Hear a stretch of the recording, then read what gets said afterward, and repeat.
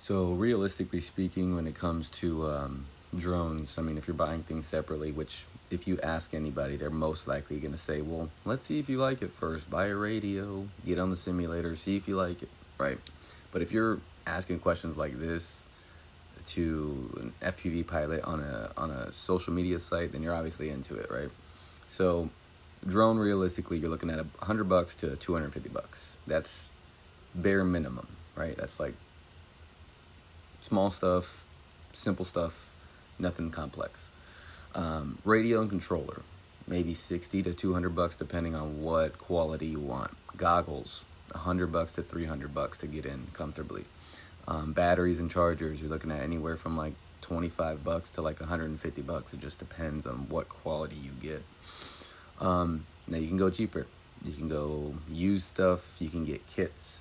But if you go that route, you'll end up noticing that cheaper ends up being more expensive in the end, just because you're just like, man, I want more, man, I want to buy this. So that $300 $350 kit that you bought, you don't use anything in it. You don't use the radio, you don't use the goggles, you don't use the drone. And then, it was kind of like I was in the same situation. Like I bought Bind Flies in the beginning and I broke it, and I had all these components, right? I broke the brain, the flight controller of it. And so all I had to do was replace the flight controller. But later on, as I started learning more in FPV and learning that I can use these other components to build other stuff, all those drones that I broke, they still had motors on them, they still had cameras on them, they still had antennas on them, they still had a lot of things that I can use.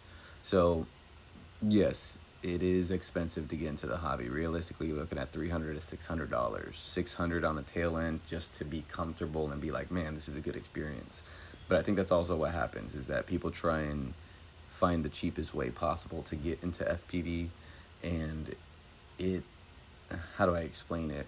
It steers them away, because they're just like, man, analog really sucks. I can't see anything when I'm flying, when there's just not enough information there for you, or you yourself know to fix that, or to combat that, or to make that better with the equipment that you do have. So yeah, so you're looking at realistically around $300 to $600 to get into it as a beginner.